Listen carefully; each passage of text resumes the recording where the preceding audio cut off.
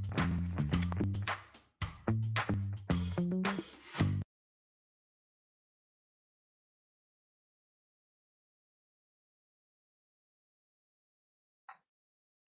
everyone, Jenny here with Sipping Streams Tea Company, and this week we were launching our brand new Tea Party in a Box. And I love teaching about tea history and culture. We were also teaching in the business page about tea cocktails, and if you want in on the tea cocktail recipes, you can go to the Sipping Streams Facebook page, the business page, and you'll see a replay of the Earl Grey Martini, but you can click the link there and get all three recipes, which is the Captain Steve's Thai Coconut Margarita, the Alaskan Midnight Sunset, and the Earl Grey Martini. So pop over to the Sipping Streams business page for the Facebook page, and you can sign up for that. So anyways, I just wanted to share with you a little bit about the history of tea parties. Now, if you ask your smart speaker devices nowadays, you might get a plethora of answers of what a tea party is.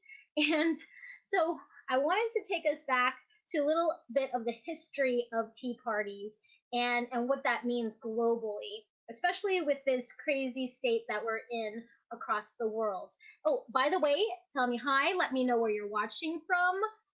Pop in the chat and let me know what kind of favorite tea treat you like.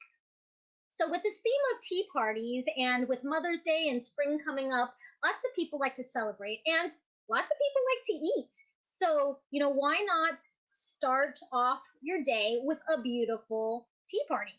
So for me, this is a lot of food for me to eat. So I'm going to be munching on this all day long.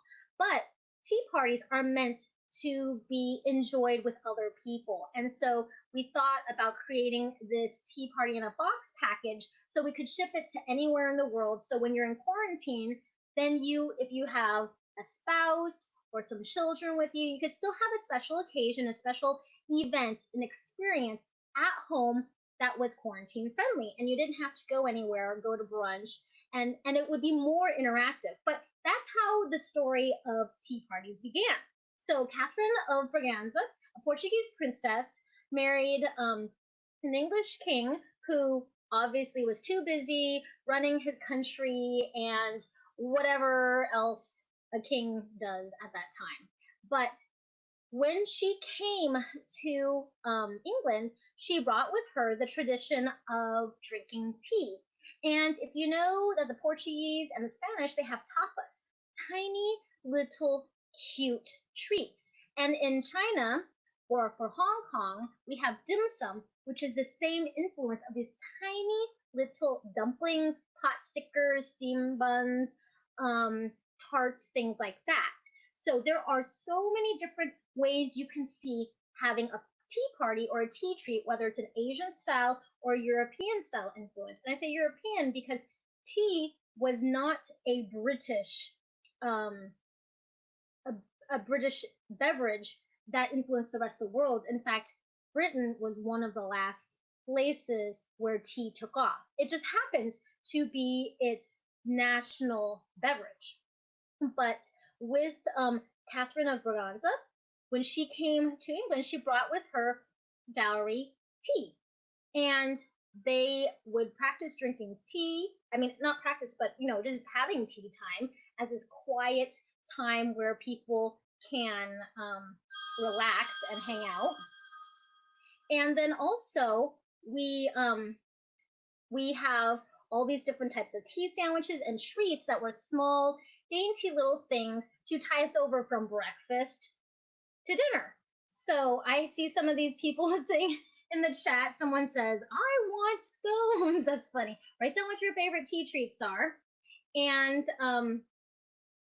another person says, I love smoked salmon and cream cheese tea sandwiches. So we do make a salmon tea sandwich at Sipping Streams, but we don't usually use smoked salmon, but that sounds absolutely delicious. In fact, I was making some tea sandwiches earlier this week with Alaskan red salmon that I caught, and it was absolutely amazing.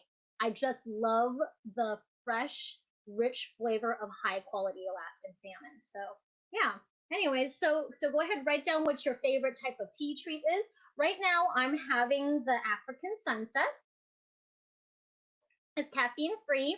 It is with chamomile and rooibos, which is really good for digestive issues that are triggered with stress and anxiety. So, with the history of Catherine of Braganza, she would start to have these little gatherings with her friends, other women, and they would keep adding these small little treats. So over here, I'm going to show you really quickly. So certain treats you could have would be a traditional tea sandwich. I actually made a savory one for the first time. This is actually with bacon, grilled bell peppers, and salsa. That's a very unique sandwich. And then over here, I have a little bit of a tuna fish spread, kind of like an open face sandwich. And this is with some pimento peppers on it.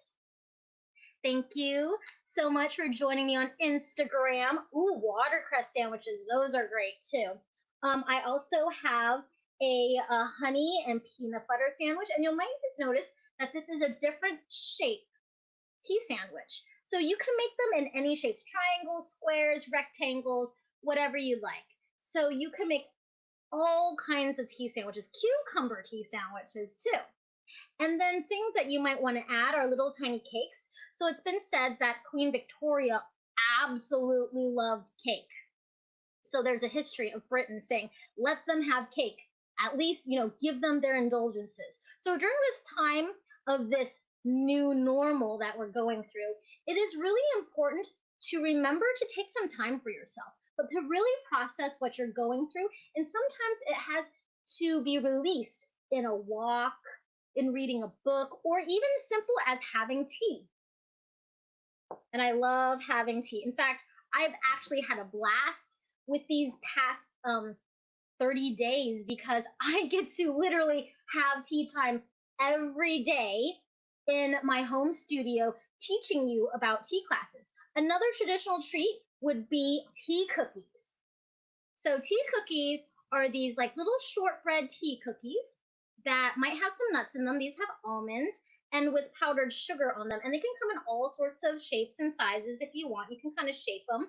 And some people call them Mexican wedding cakes. But they're actually not invented in Mexico at all. They are a treat that were invented in the UK area, so the United Kingdom area. So some people call them Welsh shortbread tea cookies.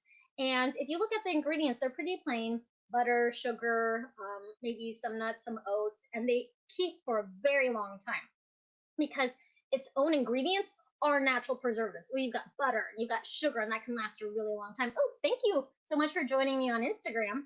So another famous tea treat that we have here is our scones. So this is a chocolate scone.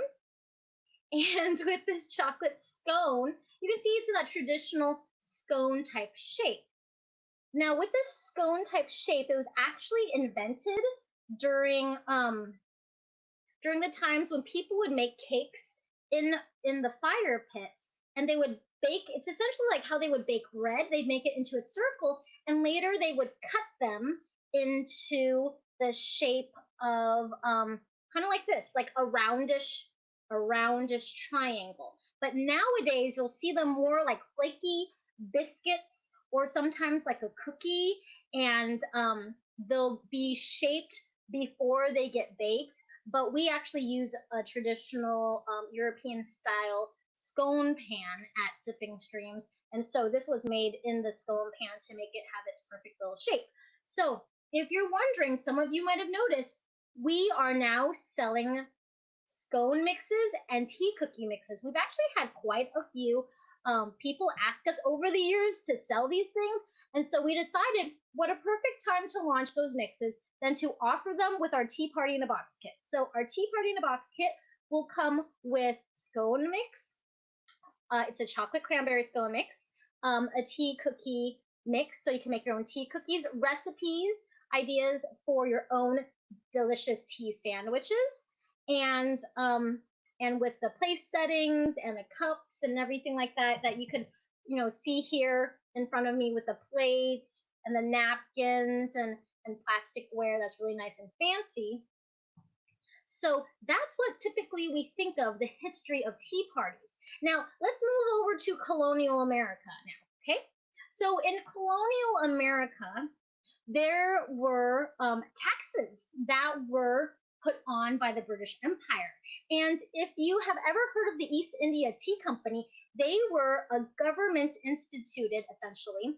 And sorry if, that's my personal opinion, but a government sanctioned tea company to bring in tea that came from auction houses in India straight to England, where then it would be resold to distributors, warehouses, etc., and then to the local market. Now, this company, the East India Tea Company, which I have been to its original auction house in India just last year when I led a tea tour there. So they brought people the teas over to England after they had won them at these auction houses in India, and they were not allowed to sell them directly to people. They had to essentially make sure that it was distributed to the middleman, and then that way it could be taxed to at the end user of the consumer. So with the increased prices of taxes, I think at one point it was like 110%. It was something absolutely crazy where people in America were actually hiring other companies like Dutch or French companies to go get tea for them in China because they don't want to pay the tax anymore. So they were smuggling in tea.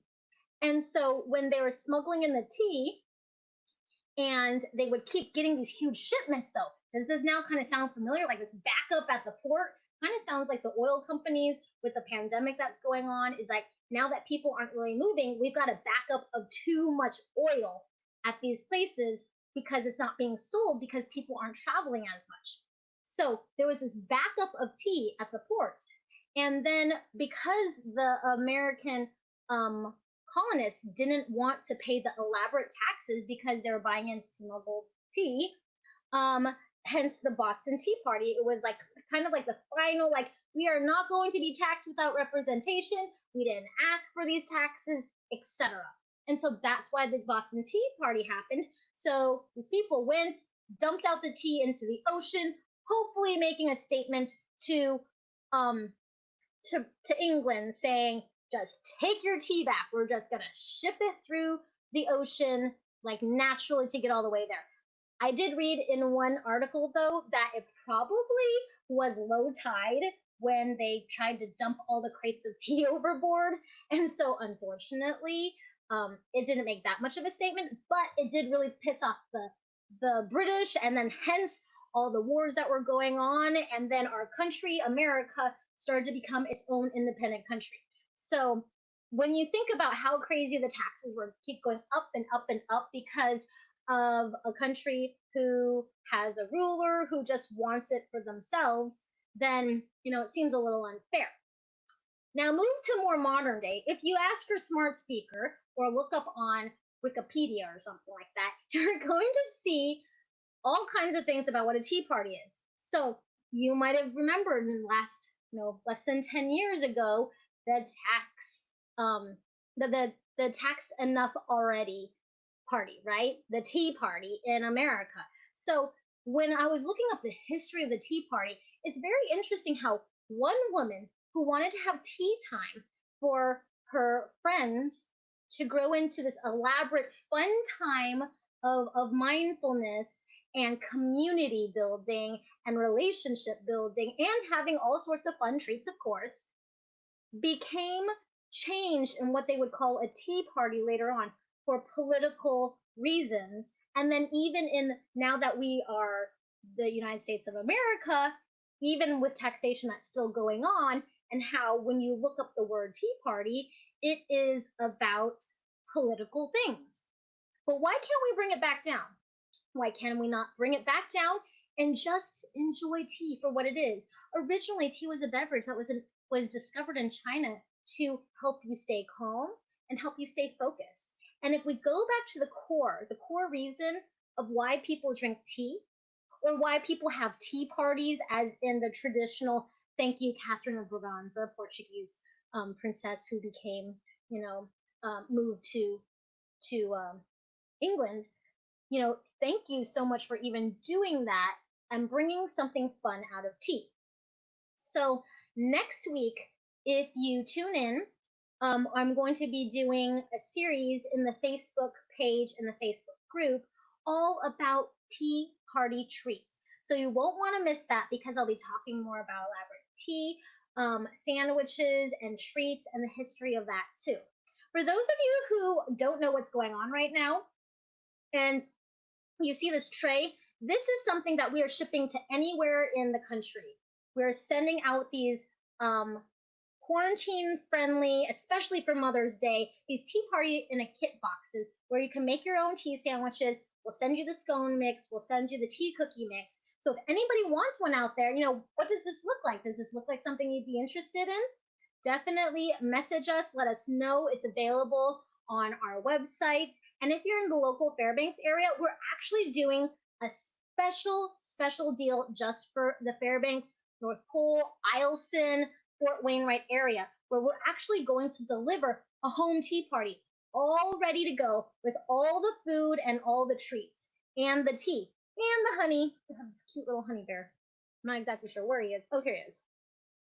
Of Alaskan honey. So if you're a father trying to think of something that was quarantine friendly for your wife and your kids, this is a great option because we are actually closed on Sundays and Mondays, but my husband and I, we will be going around town dropping off these home tea party in a box kits where you'll get everything you need and you don't even have to worry about it. You can surprise your wife. If you know a sister, an aunt, a mother, a grandmother, you could always send them the kit too. So it's a do-it-yourself kit that doesn't have the food in it except for the scone mix and the tea cookie mix. And it's a great option for people who want to have this sense of celebration, fun, spring, and with everything that's going on, and just kind of bring it down a notch and just enjoy the moment. So thank you so much for joining me today. If you're in our subscription box program, the Sipping Streams Premier monthly subscription box program, we are having our exclusive VIP.